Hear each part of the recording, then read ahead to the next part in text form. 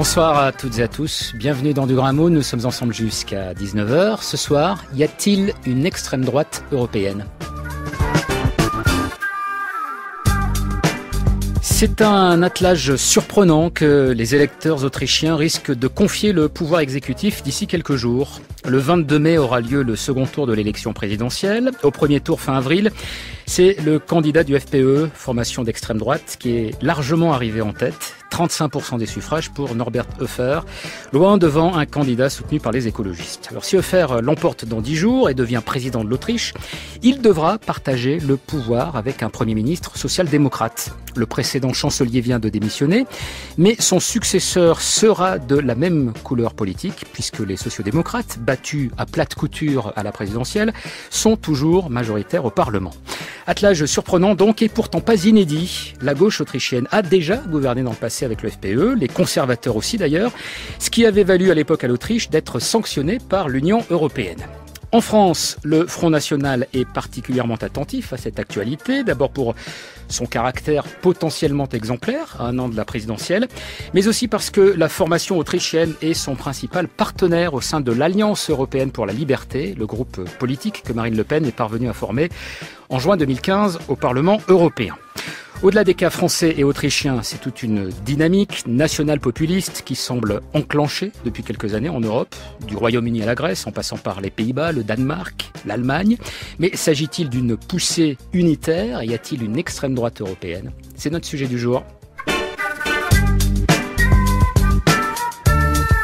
Et pour en discuter, 3 invités. Jean-Yves Camus, bonsoir. Bonsoir. Vous êtes politologue, chercheur associé à l'IRIS. Vous dirigez l'Observatoire des radicalités politiques de la Fondation Jean Jaurès et vous avez publié l'an dernier avec Nicolas Lebourg Les droites extrêmes en Europe aux éditions du Seuil. Pour discuter avec vous, Dominique Régnier, bonsoir. Bonsoir. Professeur de sciences politiques à Sciences Po, directeur général de la Fondation pour l'innovation politique, conseiller régional Les Républicains en Languedoc-Roussillon, Midi-Pyrénées. Vous aviez publié, c'était chez Plon en 2011, il y a une réédition depuis, me semble-t-il, Populisme, la pente fatale. Et puis notre troisième invité se trouve au téléphone à Besançon. Il s'agit d'Anaïs Voigilis. Bonsoir. Bonsoir. Vous êtes doctorante en géographie à l'Institut français de géopolitique. Vous travaillez notamment sur l'extrême droite en France et en Europe. Et vous êtes membre de l'Observatoire européen des extrêmes, un observatoire qui a été fondé en 2012 par de jeunes universitaires dans l'idée de fédérer justement les recherches à l'échelle européenne. Alors avec vous trois, je voudrais qu'on commence par cette actualité toute récente, à savoir le score du candidat du FPÖ, le Parti de la Liberté, à la présidentielle autrichienne. Score important, 35% au premier tour le 24 avril. Jean-Yves Camus, est-ce que c'est d'abord, avant tout, peut-être la preuve d'un enracinement profond de ce parti en Autriche et la preuve que son succès ne tenait pas à la seule personnalité de feu, son ex-leader Jörg Haider? Alors la preuve de l'enracinement du FPÖ en Autriche, on l'a depuis longtemps. Et il y avait eu, effectivement, lorsque Jörg Haider a été prématurément et subitement décédé, une crise qui était d'autant plus forte que, après sa mort, on a découvert un certain nombre d'éléments de sa biographie qui ont considérablement étonné ceux-là même qui le suivaient. Mais cette crise, elle n'a été que passagère. Aujourd'hui, le FPÖ a retrouvé l'ensemble de sa capacité électorale, ce qui ne veut pas dire qu'il n'y ait pas d'autres raisons, de nouvelles raisons au score de son candidat au premier tour de la présidentielle. Bien évidemment, la crise des réfugiés, on l'a beaucoup dit. Mais pas seulement. Le fait aussi que cette vie politique autrichienne est considérablement sclérosée. Je pense même que le terme de nécrosée conviendrait particulièrement parce que c'est une vie politique sans relief, avec sans deux partis qui se partagent en alternance le pouvoir depuis l'après-guerre. Avec deux partis qui alternent ou qui gouvernent ensemble et avec cette chose assez inconcevable et assez mal ressentie par les électeurs que le candidat du FPÖ peut bien être élu président de la République, eh bien, malgré une défaite électorale cuisante, 12% à Vienne, vieux bastion social-démocrate, eh bien, les socialistes resteront effectivement titulaires de la chancellerie, ce qui est tout de même, par rapport à la question de la volonté populaire, quelque chose qui de plus en plus déplaît aux Autrichiens, qui voudraient bien que leur paysage politique bouge un petit peu.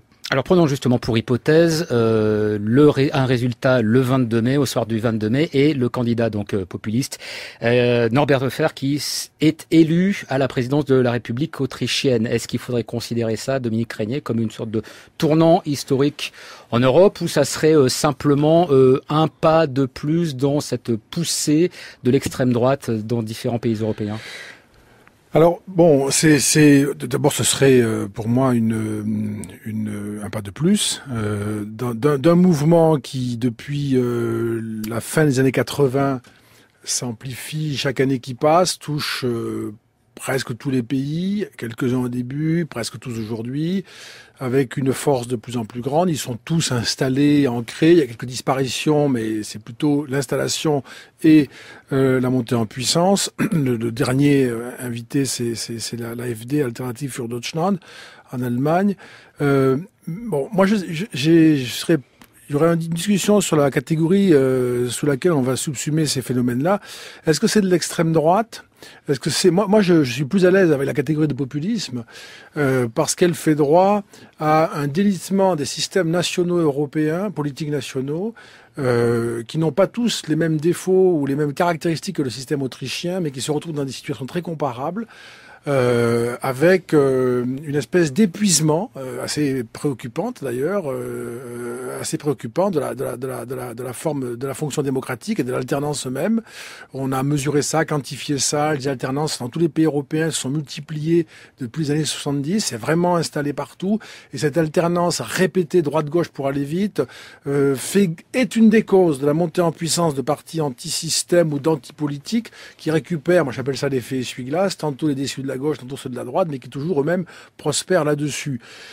Et qui sont capables de se retrouver à la charnière de thématiques très à droite, d'extrême droite, comme très à gauche aussi, et qui font avec ça une cuisine qui leur profite de plus en plus. Mais qu'est-ce qui pourrait faire par exemple que le FPÖ autrichien ne répondrait pas exactement à la définition de ce qu'est l'extrême droite? Est-ce que c'est par exemple le fait d'accepter de jouer le jeu des élections et de ne pas être un parti anti-parlementaire qui l'exclut en tout cas, ou qui rend compliqué sa classification? Ce qui est difficile, si vous voulez, c'est que si on a une catégorisation qui a un caractère, quand on dit extrême droite, moi je ne suis pas gêné avec ces catégories-là, mais dans le Burgenland aujourd'hui, ceux qui gouvernent, c'est les socialistes et le FPÖ ensemble. Là aujourd'hui, pas hier. C'est une province autrichienne. Oui. Pas hier, aujourd'hui.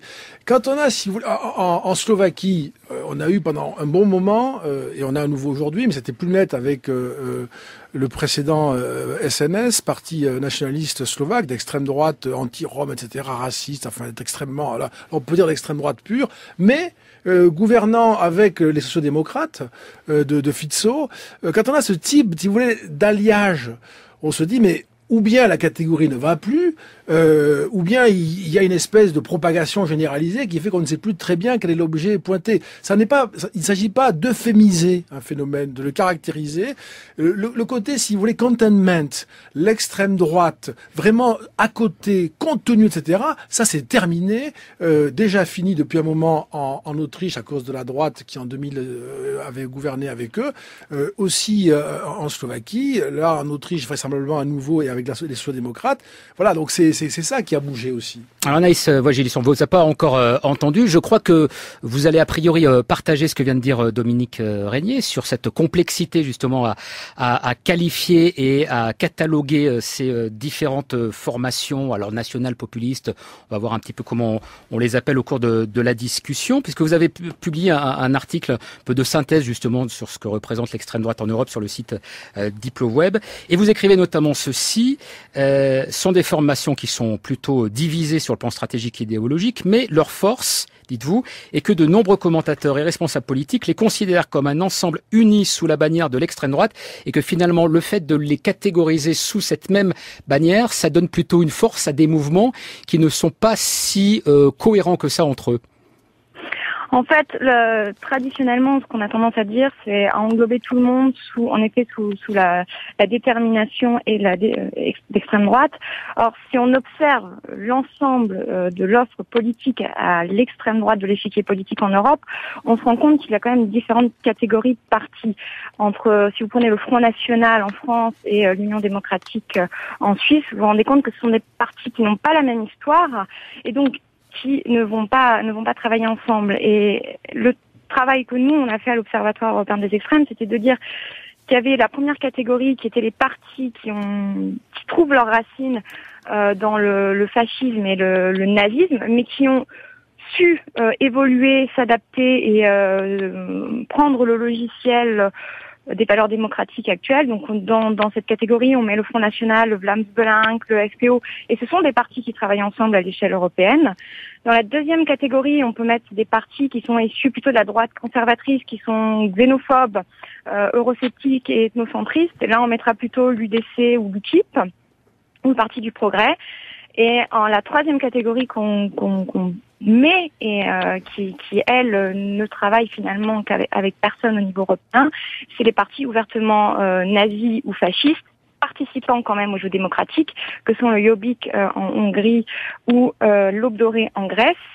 Et on pourrait même ajouter une quatrième catégorie qui sont les partis politiques ou mouvements politiques qui refusent de s'intégrer au jeu politique en participant aux élections et qui sont eux aussi ouvertement fascistes ou néo-nazis, que sont Casa Pound en Italie ou Ordre Nouveau en France. Est-ce que vous êtes d'accord avec cette catégorisation, Jean-Yves Camus? Et quand on se demande déjà si, puisque c'est la question qu'on pose ce soir, s'il y a une extrême droite européenne, là on a déjà une partie de la réponse, c'est-à-dire que l'extrême droite finalement historique, disons, électoralement, elle pèse beaucoup moins que les droites radicales ou les droites extrêmes, puisque c'est comme ça que vous les appelez dans votre livre. Vous savez, aucune catégorie n'est invariante. Si nous étions aujourd'hui au milieu ou à la fin des années 80, je vous dirais, cette catégorie extrême droite a une pertinence. Elle en a eu une à un moment donné. Oui. Avant que le Vlaams-Blok se transforme en Vlaams Belang, change de direction, quand le MSI était encore un parti qui acceptait le legs du fascisme, quand le Front National était sur la ligne que Jean-Marie Le Pen lui impulsait. Et puis aujourd'hui, nous sommes dans une conjoncture différente, où d'abord le cadre historique de référence des extrêmes droites traditionnelles a considérablement perdu de sa pertinence. L'antisémitisme, par exemple ? Pas seulement le rapport à l'histoire. On glosse beaucoup sur les divergences entre Marine Le Pen et son père. Mais on oublie tout simplement que ces divergences, elles tiennent aussi au phénomène générationnel. Marine Le Pen est tout simplement quelqu'un qui constate qu'aujourd'hui, on ne fait pas de politique, sérieusement, je ne parle pas de la politique de marge, on ne conquiert pas des électeurs en rabâchant sans cesse la question de qui était du bon et qui était du mauvais côté entre 1939 et 1945. Donc, ce référentiel-là, il conserve toujours une charge affective dans une petite partie de cet électorat d'extrême droite. Il existera toujours des groupuscules, y compris en France, qui se réclameront de cette invariance historique du fascisme. Mais aujourd'hui, pour être encore une fois une force électoralement puissante, il faut réussir principalement à mobiliser trois facteurs. Le premier, c'est présenter un logiciel, présenter une offre qui s'adresse à la crise de la représentation politique, c'est-à-dire ce phénomène massif d'électeurs qui ont de moins en moins confiance dans le fait que le système politique, y compris les élections et la représentation parlementaire, peuvent changer leur vie de tous les jours. Le second problème qu'un parti doit tenter de résoudre pour avoir un succès électoral, c'est la crise de la redistribution. La crise de la redistribution, c'est le fait que nous n'avons plus le même rapport au modèle de l'État qui opère une péréquation entre les plus riches et les plus pauvres. Il y a une confiance de plus en plus faible dans le rôle de l'impôt comme correctif des inégalités et comme nécessité citoyenne. Et puis la troisième catégorie de problèmes auxquels ces partis tentent de répondre, c'est la crise identitaire. C'est peut-être le facteur qui, à l'avenir, jouera le rôle le plus important. Et quand je dis crise identitaire, j'assume le fait que ces partis ont souvent mis les premiers sur le tapis un certain nombre de problèmes que les autres refusait d'aborder ouvertement. Parce qu'il fut une époque où, à cause du poids de l'histoire, s'interroger sur ce qui faisait sens, sur ce qui faisait nation, s'interroger sur la manière dont on devait maîtriser les flux migratoires, c'était automatiquement sembler faire concession à un logiciel qui avait montré dans le passé ce à quoi il pouvait aboutir. Aujourd'hui, ces partis ont devant eux, me semble-t-il, un avenir s'ils réussissent à concilier, comme le fait le FPE, comme le fait le Front National, une réponse à ces trois facteurs-là. Si ce n'est que ces trois problèmes que vous évoquez, Jean-Yves Camus, l'ensemble des partis traditionnels, aujourd'hui, ils sont confrontés et tentent d'y répondre. Si on parle d'une extrême droite européenne, alors on va dire que les idées extrémistes en Europe ont réussi justement parce que peut-être elles se diffusent au-delà justement de ces formations. Mais on voit bien qu'il y a un certain nombre de thématiques qui aujourd'hui sont imposées dans le débat politique. Oui, alors peut-être que on peut clarifier les raisons pour lesquelles il y a une forme de scepticisme à parler d'extrême droite. Encore une fois, il ne s'agit pas de craindre l'usage d'une formule claquante ou de vouloir euphémiser une réalité. Tous ces... À quelques exceptions près, dont certains ont déjà été cités, comme Hope Doré par exemple, ou le Jobbik hongrois. Hope Doré, c'est la Grèce. La Grèce, voilà. Nous avons affaire à des mouvements qui... Alors, on peut mettre en cause leur sincérité, mais ça c'est autre chose. Hein. Et je le ferai volontiers moi-même, mais c'est autre chose. Nous avons affaire à des mouvements qui s'approprient les valeurs libérales et démocratiques et prétendent même les défendre plus que les autres face à des menaces nouvelles, dont le nazi-islamisme et le fascisme, puisque ce sont des catégories qu'ils peuvent utiliser, vous voyez, retournent complètement, en fait, l'accusation. Et nous sommes, en quelque sorte, les collaborateurs, à leurs yeux. Ils se présentent comme les résistants. On peut invoquer ici la figure de Jeanne d'Arc ou de la Résistance pour dire que nous sommes les résistants à l'invasion islamiste qui menace nos valeurs libérales et démocratiques. Ça a commencé avec Oriana Fallaci, en Italie, qui venait d'ailleurs de la gauche italienne, et ancienne résistante, et qui est décédée maintenant.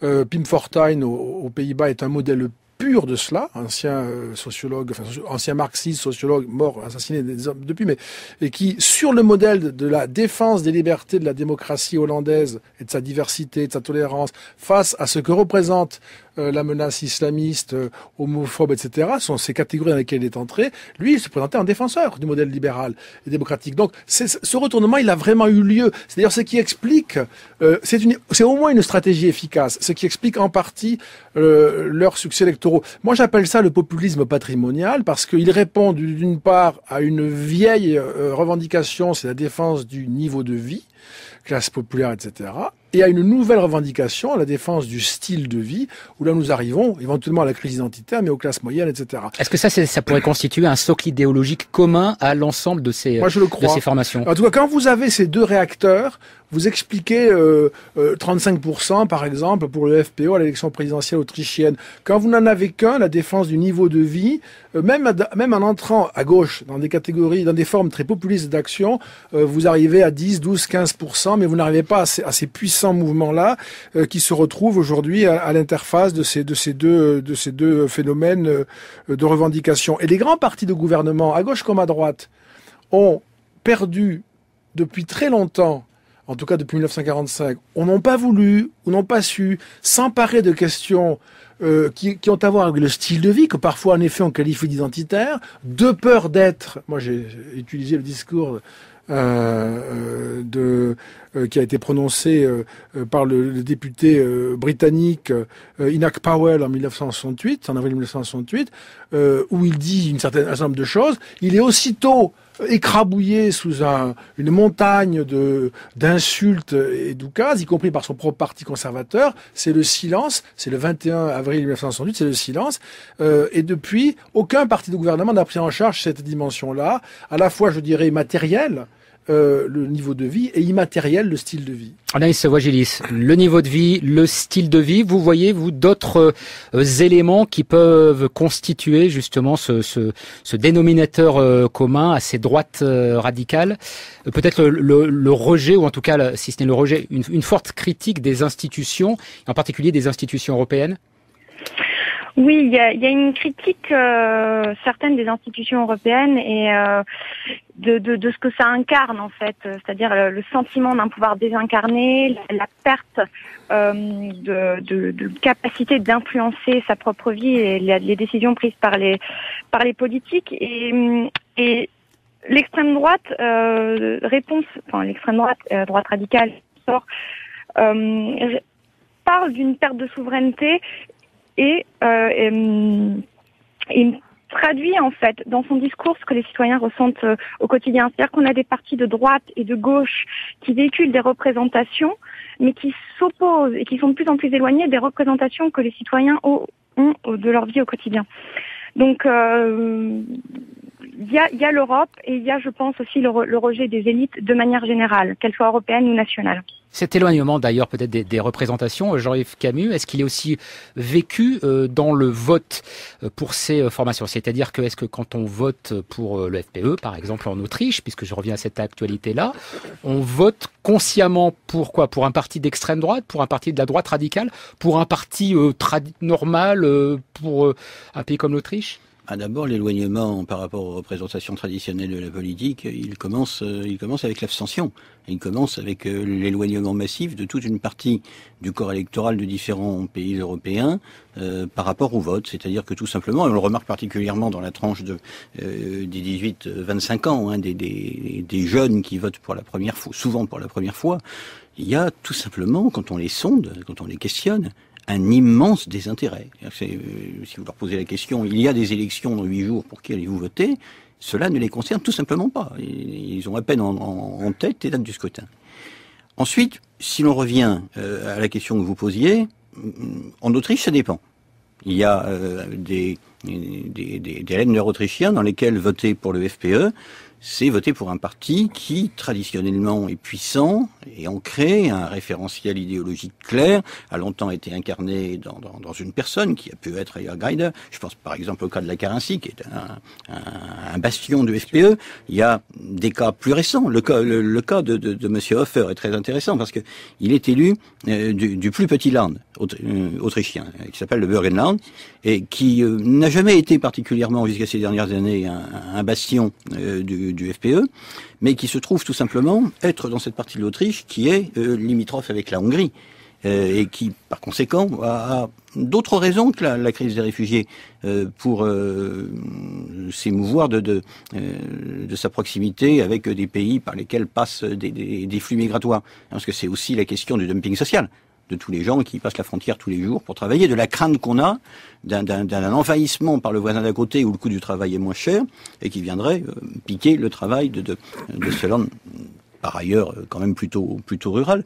Faut pas oublier que l'Autriche est un pays qui est bordé par de nouveaux arrivants dans l'Union européenne, qui pratiquent une forme de concurrence sur le marché du travail, qui ont des coûts de productivité beaucoup plus faibles. C'est la Slovaquie, c'est évidemment la Hongrie, c'est la République tchèque, c'est au sud tous les pays non encore intégrés à l'Union européenne de l'ex-Yougoslavie et la Slovénie qui y est.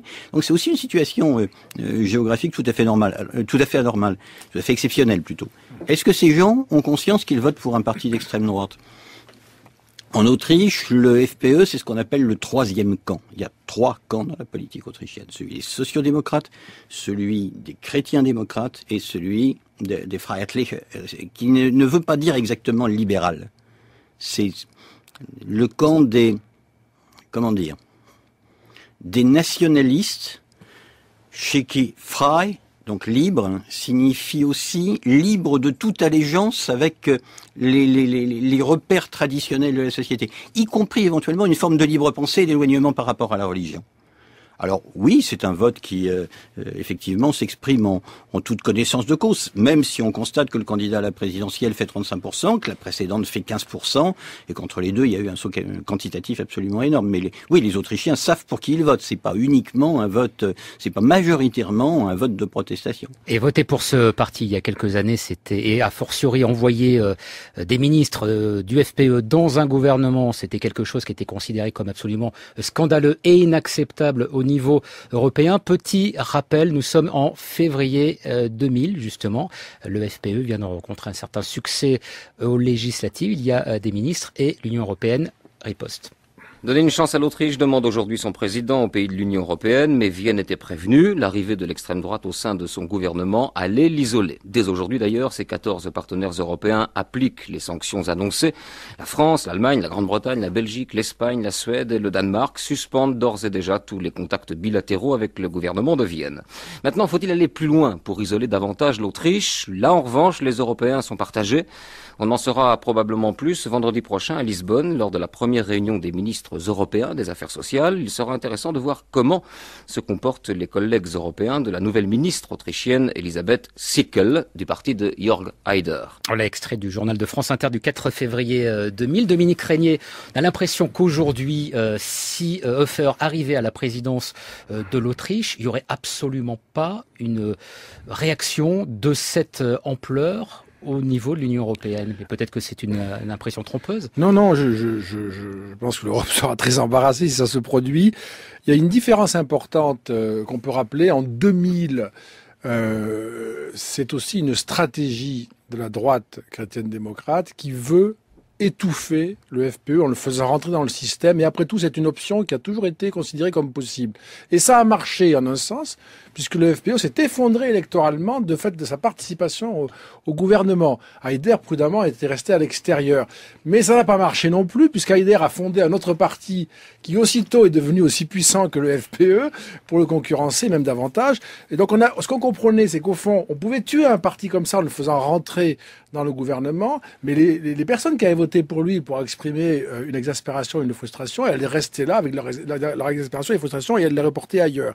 Ça, ce qui veut dire qu'aujourd'hui, si nous avons un président autrichien issu du FPE, c'est ce parti lui-même qui se fabrique là une puissance. Vous voyez, c'est pas une espèce de combinaison pour essayer de le contenir ou même de le faire disparaître. Donc c'est pas la même chose. Et s'opposer à ça, c'est quand même commencer à aller contre l'expression dans un cadre. Là, on est confronté à des difficultés considérables. Je le résume, mais ou bien ces partis-là, c'est pour ça aussi que les cas d'extrême droite, c'est compliqué, ou bien ces partis-là sont déclarés officiellement ennemis du système démocratique et on les interdit, ils n'ont aucune chance de gagner les élections, ou bien on les laisse participer au jeu et il faut les laisser gagner quand ils gagnent. Si l'Europe se met à dire, imaginez, à cause de cela, on va rompre nos relations, etc., ou je ne sais quoi, on va dire c'est très bien, en Europe on peut voter à condition de faire toujours le même choix. C'est un peu ce qui se passe pour les référendums à propos de l'Europe, dit-on, quand ils sont non, on les recommence, etc. Ça ne ferait qu'alimenter, je pense, moi, cette espèce de procès fait à l'Europe. Là, ce sera bien embarrassant et je n'imagine pas les Européens avoir le même comportement qu'en 2000. Je n'imagine pas non plus Hofer dans un comportement jusqu'au boutiste, parce que il y aura des sujets très sérieux de discussion avec, en particulier, Jean-Yves Camus le disait à l'instant, la question des réfugiés, ce sera compliqué. Mais il faudra sans doute négocier avec eux. Vous disiez soit on les interdit, soit on les laisse participer, il faut accepter qu'ils gagnent. Qu'est-ce qui se passe en général, Jean-Yves Camus, quand ils gagnent? Alors quand ils gagnent, pas forcément quand ils arrivent premiers, mais qu'ils participent à des coalitions ou qu'ils soutiennent des gouvernements. Est-ce que on peut déterminer une règle qui ferait que systématiquement ils finissent par s'épuiser? Ou bien là aussi c'est plus compliqué que ça? Alors, on commence quand même à avoir un nombre d'expériences de ce genre suffisant pour en dégager des grandes lignes. Le premier cas, c'est celui où le parti qui rentre dans une coalition change totalement de nature en cours de route et perd de sa capacité à mobiliser contre le système. C'est ce qui s'est passé avec Gianfranco Fini lorsqu'il a transformé le mouvement social italien en une alliance nationale qui était somme toute l'équivalent de l'autre côté des Alpes de ce qu'était à l'époque l'UMP française, ou ce qu'était le Parti populaire espagnol. Gianfranco Fini s'était totalement coulé dans le moule démocratique et du coup il est tellement devenu comme les autres qu'aujourd'hui on n'en parle plus, ni de lui, qui était un homme fort estimable, ni de son parti. La deuxième possibilité, c'est effectivement celle de partis que la droite choisit par tactique, et par tactique bien vue d'ailleurs dans le cas du chancelier Schessel en Autriche, oui, de faire rentrer au gouvernement, qui paye cash à l'élection suivante le fait de n'avoir pas tenu, notamment sur le plan économique, les promesses qu'ils avaient faites aux catégories les plus populaires des électeurs, Le chancelier autrichien avait donné le portefeuille des finances à un élu du FPE. Qu'est-ce qu'il a fait, notre élu FPE? Il n'a pas du tout favorisé les ouvriers, les employés et la classe moyenne inférieure qui avaient voté pour lui. Il a mené une politique de stricte orthodoxie ultralibérale. Le résultat, c'est qu'effectivement, de 29%, le FPE est retombé à 10%. Mais ça a été un one-shot, si je puis dire.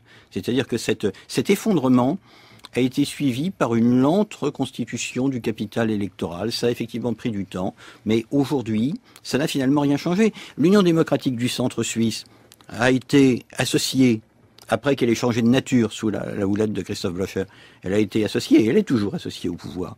Ça ne l'a pas vu s'effondrer. Les partis populistes, xénophobes, scandinaves, qui ne sont pas issus de l'extrême droite historique, c'est très important à comprendre. Ce ne sont pas les petits-enfants ou les arrière-petits-enfants des fascistes danois ou norvégiens. Les démocrates de Suède, c'est quand même l'extrême droite. Les démocrates de Suède sont à l'origine un parti ancré dans l'extrême droite. Aujourd'hui, il y a un changement de logiciel qui en fait un cas limite. Mais en tout cas, le parti du progrès norvégien, le parti du peuple danois, les fameux vrais Finnois qui aujourd'hui participent à la coalition, sont dans une situation difficile. Parce que quand on est effectivement au gouvernement, on ne peut pas délivrer la totalité de son programme et on risque d'être désavoué par une partie de ses électeurs, mais ce sont quand même des électorats qui se consolident.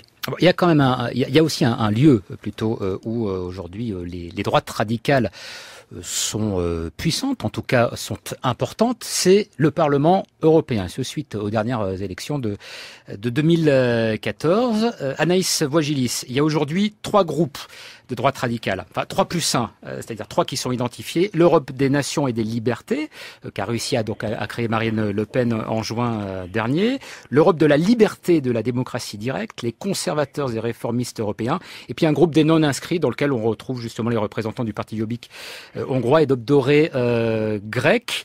Est-ce que cette diversité des groupes, c'est le signe, on va dire quoi, d'une force de ces droites radicales, ou bien est-ce qu'au contraire c'est le signe de leur faiblesse, c'est-à-dire qu'elles n'arrivent pas à s'entendre et à peser de manière plus unitaire sur la scène européenne?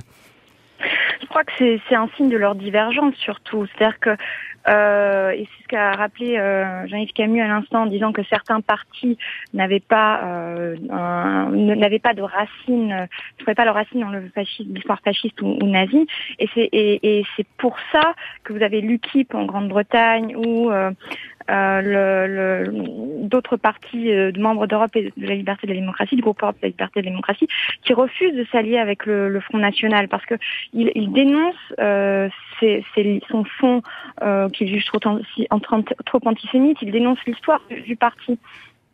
Donc, plutôt que de parler de force ou de faiblesse, moi je parlerais de divergence et de non-volonté à travailler ensemble, parce que certains partis n'ont pas intérêt à se retrouver associés au Front National ou au SPE ou au PVV. Ça veut dire que ce sont des partis qui ne peuvent pas avoir, selon vous, une action commune au Parlement européen, ou en tout cas si on observe par exemple la façon dont les eurodéputés votent, est-ce qu'il y a quand même pas une forme de cohérence au moins dans leur vote? Si, bien entendu, on peut retrouver des cohérences et des alliances stratégiques au moment des votes parce que les questions abordées vont reprendre des thèmes chers parce que ces partis partagent des thématiques, notamment sur les questions migratoires, et donc ils ont tout intérêt à voter dans un sens qui va avec leur programme et leurs idées. Mais c'est pas pour autant qu'on les verra un jour s'associer de manière définitive et officielle au sein du Parlement européen. Est-ce qu'on peut dire qu'il y a un impact des droites radicales sur les décisions du Parlement européen depuis 2 ans, Dominique Régnier, ou bien c'est quelque chose, le fait que ce soit malgré tout des formations importantes mais minoritaires, ça atténue considérablement, on va dire, leur impact? Leur impact est limité en ce sens que le Parti socialiste européen et le PPE, la droite européenne, tiennent le Parlement, même s'ils ont reculé par rapport aux élections de 2009, ils tiennent le Parlement, mais en perdant des positions. En revanche, les les positions nouvelles occupées par ces formations populistes ou d'extrême droite, les positions nouvelles occupées grâce à leurs succès électoraux, dès lors qu'ils arrivent à constituer des groupes, comme chacun le sait et l'a sans doute attendu à plusieurs reprises, mais il faut le rappeler ici, accordent des moyens considérables et nouveaux à ces partis, qui ont ce sont des sommes énormes, des millions d'euros en collaborateurs très nombreux, en moyens, et c'est comme ça, je veux dire, c'est le système démocratique tel qu'il fonctionne avec des partis dont on reconnaît l'existence comme contribuant à l'expression démocratique de la pluralité des opinions. Ils reçoivent de l'argent, ils ont le droit d'embaucher des collaborateurs, d'éditer des publications nombreuses, d'avoir des missions. Enfin, c'est une machinerie qui commence à se mettre en place. Vous voyez, on est sorti quand même, moi c'est ce qui me frappe beaucoup, par rapport aux années 80 encore, où on avait des formations comme ça, par-ci par-là, en Europe, mais très nationalisées et bricolant aux marges des systèmes. On est maintenant, à part des partis comme l'UDC suisse, qui a toujours été très intégré dans le système, en effet, on est maintenant passé à un système très incorporé, où on commence à avoir, sur le plan médiatique, c'est spectaculaire, ça a été maintes fois commenté. En France, il y a eu une époque où on se posait la question de savoir s'il fallait inviter Jean-Marie Le Pen. Aujourd'hui, on se demande si il n'y a pas un excès de présence du Front National dans les médias, en particulier sur les chaînes d'information continue. C'est spectaculaire de voir cette espèce de retournement. Donc il y a un vrai processus d'incorporation et l'espace européen, comme les institutions européennes, leur offre d'abord et avant tout des moyens supplémentaires considérables. J'ai encore une question à vous poser, Dominique Régnier, puis vous aussi, Jean-Yves Camus, mais Dominique Régnier, davantage comme élu Les Républicains que comme politologue, même si vous êtes les deux à la fois. On a évoqué donc le FPE autrichien, partenaire important pour le Front National, avec cette histoire de la droite autrichienne qui avait, en intégrant certains ministres dans un gouvernement, réussi pour un temps en tout cas à faire baisser l'audience du FPE. Est-ce que c'est un scénario qui pourrait être dupliqué à celui de la France? Moi, écoutez, je vais partir. J'ai une analyse matérialiste de cette hypothèse-là. De mon point de vue, on ne fait pas disparaître des millions d'électeurs frustrés, en colère, désabusés ou amers. On ne les fait pas disparaître par un montage politique. On peut atténuer la visibilité d'un malaise ou d'un problème de ce type, qui est l'extraordinaire poussée de ces formations très périlleuses pour nous, par ce genre d'association ou de montage. Mais fondamentalement, les problèmes demeurent et donc fondamentalement, cela réapparaît sous une autre forme, sans doute même plus radicale. Je ne crois pas qu'on banalise ces formations-là en les intégrant. Je crois que tout simplement, on fait passer vers d'autres formations qui viendront ce mécontentement, cette colère, cette exaspération. Jean-Yves Camus. Écoutez, en tant que citoyen, j'ai effectivement des options politiques différentes, mais je n'oublie pas pour autant que les candidats des Républicains à l'élection présidentielle, quels qu'ils soient, si aujourd'hui ils concevaient un accord avec le Front National, se tireraient une balle dans le pied. Je pense d'abord que ça n'est pas dans leurs convictions, aucun d'entre eux, et ça n'est pas dans leur intérêt, parce que tout simplement, ils savent que les électeurs du Front National attendent des choses. Qu'ils ne feront pas, qu'ils ne peuvent pas, qu'ils ne veulent pas faire. Les électeurs du Front National ne veulent pas que le nombre des immigrants légaux arrivant en France baisse, et ils veulent tout simplement qu'il n'y en ait plus. Voire que ceux qui sont là retournent dans leur, entre guillemets, pays d'origine. Quel est aujourd'hui le candidat de la droite républicaine qui va faire sien ce programme-là? De toute évidence, personne.